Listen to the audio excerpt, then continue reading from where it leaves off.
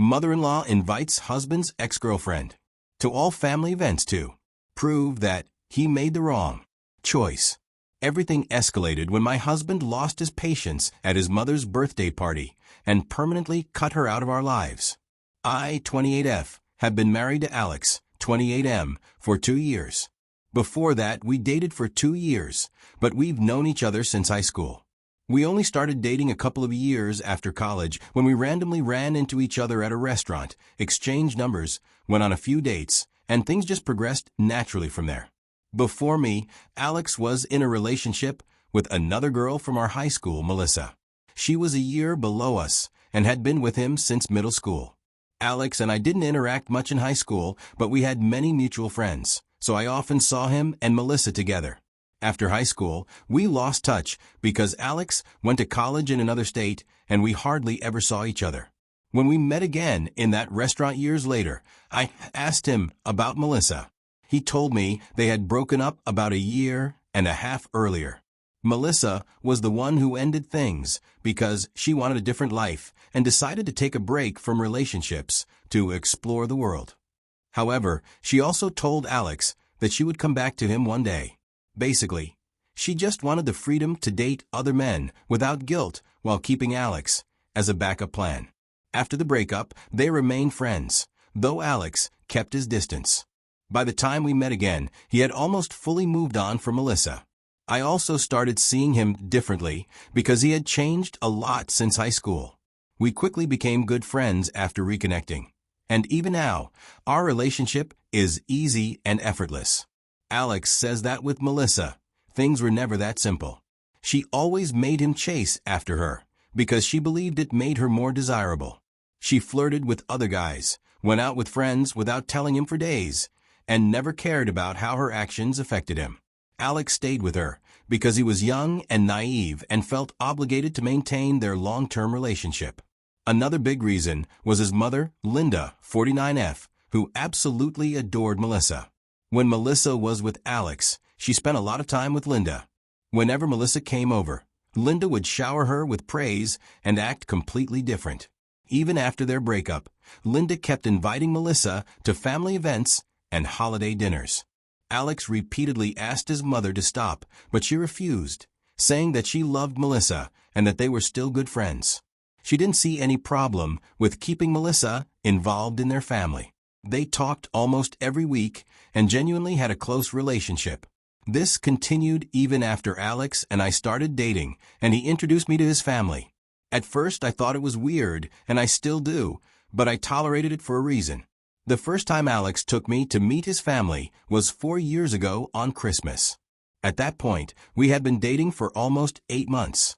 Melissa was also there, and she was absolutely awful to me. The entire time, she made little jabs about my looks, my height, my outfit, my makeup, everything. She did it so subtly that it seemed like harmless teasing, but Alex knew exactly what she was doing and tried to stand up for me. However, Linda immediately shut him down by asking me directly, "Do you have a problem with Melissa's jokes?" Putting me in an uncomfortable position. I knew that if I admitted I didn't like it, they would see me as insecure and ridicule me even more. So I decided to act like I didn't care and said, "It doesn't bother me." It was a petty move on my part, but as soon as I said it, I noticed their expressions change. They looked surprised and annoyed. When we got home, Alex apologized for Linda and Melissa's behavior and promised he wouldn't let it happen again. After that Christmas, I knew exactly what I was dealing with and decided that I wouldn't show weakness in front of Linda and Melissa. I refused to let them believe they could intimidate me or make me feel insecure because, honestly, they couldn't. I made up my mind to simply endure their petty games and prove that they had no power over me. Alex, of course, was furious about the situation. He even offered to confront his mother and set clear boundaries. But I told him not to. I wanted to handle it my way. He didn't understand at first, but after I explained that I didn't want to give them the satisfaction of thinking they had gotten under my skin, he respected my choice. From that day on, though, he stopped trying to mediate between us. Since then, at every family gathering, Melissa was always there, playing her usual mind games, backhanded compliments, snide remarks, and constant references to her past with Alex. even when it was completely inappropriate. Linda would sit there, acting like she didn't notice, sometimes even joining in with little comments about how Melissa had been the perfect fit for their family. It was irritating, but I never let it show. As long as Alex was by my side, I didn't care what they said. I kept my composure for 4 years, and I had every intention of continuing to do so. But then, Linda's birthday happened. 3 days ago, Linda threw a big birthday party, inviting all her family and friends. Alex didn't even want to go, because his close friend and co-worker was celebrating his engagement on the same night, and Alex felt that was more important. But Linda nagged him for weeks, guilt-tripping him about how a son should be there for his mother, until he finally agreed to come, on the condition that we'd leave right after the cake cutting to attend the engagement party. When we arrived, I wasn't surprised to see Melissa there.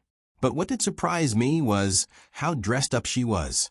She looked like she was going to a red carpet event rather than a family gathering. Even Linda was dressed up, which made sense since it was her birthday. But why was Melissa going this far? The answer came soon enough. At 5:30 p.m., Linda's husband brought out her birthday cake. But to our shock, there were 2 cakes. One was a regular birthday cake, but the second one had a message written in icing. Happy almost anniversary. Alex and I stared at it in confusion. No one else seemed to understand what was happening either. But before Linda could explain, Melissa took the spotlight. She grabbed Alex's hand and pulled him toward her. He was so taken aback that he didn't react immediately. Everyone turned to watch as Melissa smiled and said, "Almost 10 years ago, on Linda's birthday, Alex got down on one knee and gave me a promise ring." My jaw nearly dropped. I knew about this. Alex had told me about it a long time ago. When they were 18, just before they went to different colleges, he had given her a promise ring, thinking they'd make it work long distance. But it wasn't an engagement, and it certainly wasn't something that needed to be celebrated a decade later. Melissa held up her hand, showing off the same ring he had given her all those years ago. "I still have it," she said proudly, as if this was some kind of romantic love story. Then, before Alex could react, she awkwardly hugged him. He stood there stiffly, clearly uncomfortable. Meanwhile, Linda was grinning, acting like this was completely normal. "I thought it would be sweet to acknowledge what could have been," she said with a fake smile. "Melissa has always been family to us, after all." I was too stunned to even react. The guests looked just as uncomfortable as we were, no one sure how to respond to such a bizarre display. Melissa kept talking, joking about how Alex was her almost husband, and how Linda was her almost mother-in-law. Then Linda dramatically cut the second cake, offering the first piece to Melissa before trying to feed one to Alex. That was when he snapped. He took a step back, avoiding Linda's hand.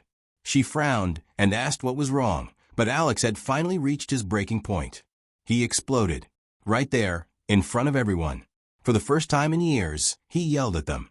He called them both pathetic, shallow, and selfish. He told Melissa that he regretted ever being with her and that it was embarrassing that she was still clinging to the past after all this time. Then he turned to Linda and, with fire in his voice, said, "I don't know what's worse, the fact that you keep inviting my ex to humiliate my wife, or the fact that you thought this sick little stunt would be some kind of romantic moment." The entire room went silent. Nobody knew what to say. Linda and Melissa just stood there, frozen in shock. Without another word, Alex grabbed my hand, and we walked out of the party. We didn't look back. We left immediately for his friend's engagement party, and on the way there, he refused to talk about what had just happened. At the engagement party, I watched as Alex slowly relaxed. He laughed with his friends, enjoyed the celebration, and seemed to be feeling better. But I knew he wasn't okay. Later that night, when we got home, I tried bringing up the topic again. I thought he might finally want to talk. But instead, he turned to me and said something I wasn't expecting. "This whole thing isn't just their fault. It's yours too." I blinked, completely caught off guard. "What do you mean?"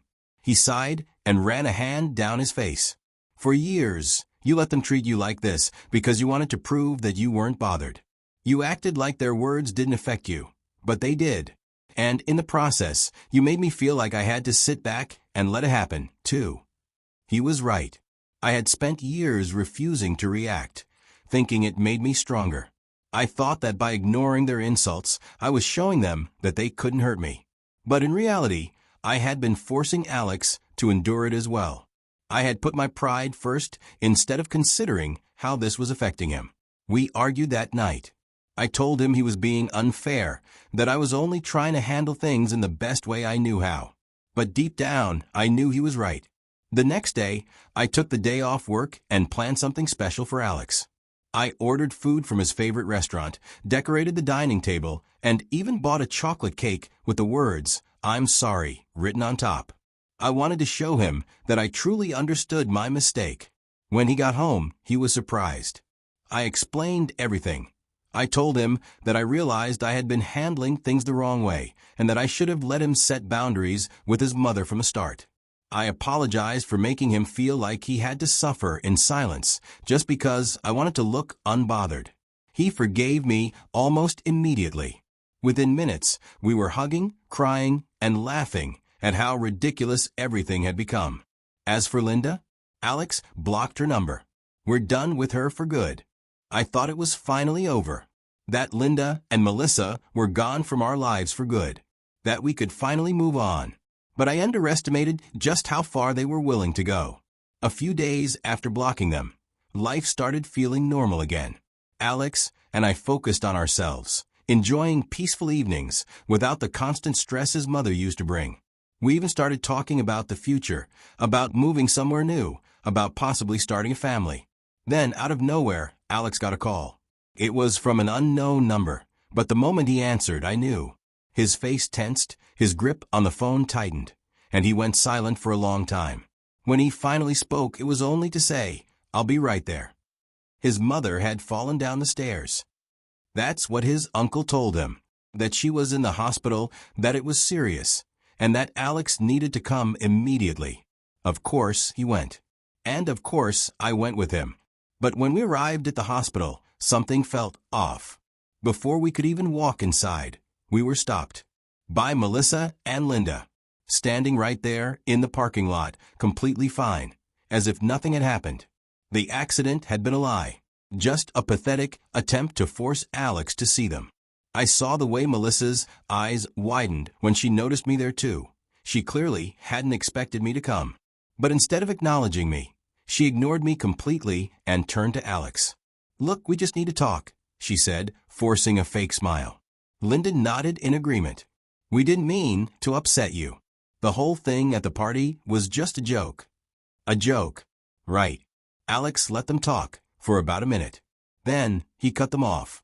"Go to hell," he said, looking them both in the eyes. Melissa gasped like she'd been slapped. Linda's mouth dropped open in shock. But Alex didn't give them another second of his time.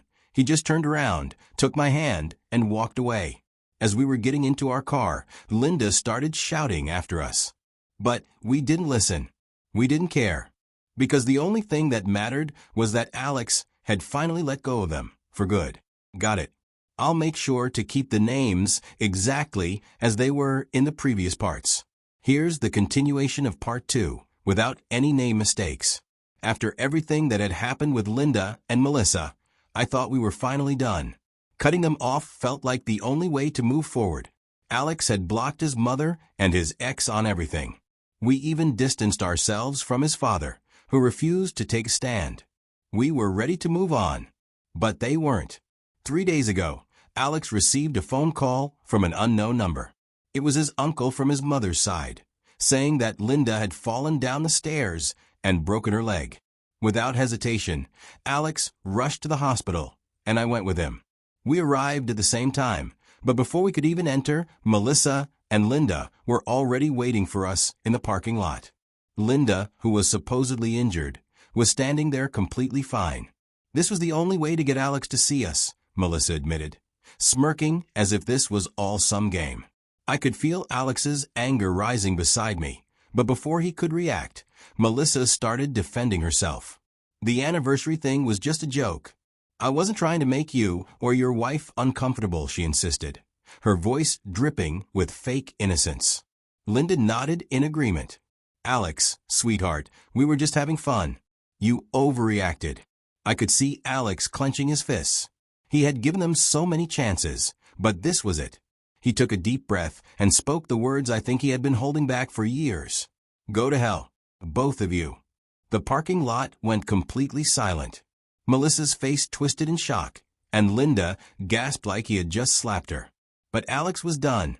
He turned to me, took my hand, and we walked away. As we reached our car, Linda started shouting after us, her voice filled with desperation and anger.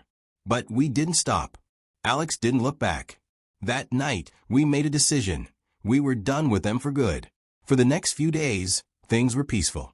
Alex blocked every remaining family member who tried to defend Linda or Melissa. But then, Melissa took things too far. A few nights ago, I stopped by my favorite cafe after work. It was my usual routine. I always treated myself to a latte on Thursdays.